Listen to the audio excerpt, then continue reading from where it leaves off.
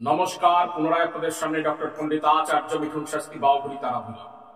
যাদের রাহু কেতুর দ্বারা জীবনে তোলপাল সমস্যার সম্মুখীন হয়ে বসে রয়েছে, যারা রাহু কেতুর দ্বারা চরমভাবে ক্ষতিগ্রস্ত অবস্থায় রয়েছে, তারা নবরাত্রি যে কোনো একদিন, নবরাত্রির মধ্যে অর্থাৎ আপনারা ষষ্ঠী, সপ্তমী, অষ্টমী, নবমী, এই কদিনের মধ্যে আপনারা শিবলিঙ্গের উপর দুটি লবঙ্গ অর্থাৎ এক জোড়া লবঙ্গ আপনারা শিবলিঙ্গের মাথার উপরে, যে শিবলিঙ্গের যে উপরটা রয়েছে সেই উপরে চড়িয়ে দিন।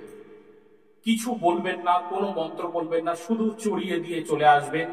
অল্প দিনের মধ্যেই দেখতে পাবেন যারা রাহুর মহাদশা, প্রত্যন্ত দশা বা কেতুর মহাদশা বা প্রত্যন্ত দশা বা জীবদশা, সূক্ষ্ম দশা বা যোগিনী দশা বা কুণ্ডলিতে জানেন না, অথচ বা জন্মকুণ্ডলী জানেন না, কিন্তু আপনারা বুঝতে পারছেন যে আপনাদের রাহু কেতুর নেগেটিভিটি রয়েছে, অচিরেই দেখতে পাবেন যে রাহু কেতুর নেগেটিভ সম্পূর্ণরূপে দূরীভূত হয়ে আপনাদের পজিটিভ ঊর্জার সৃষ্টি হয়েছে।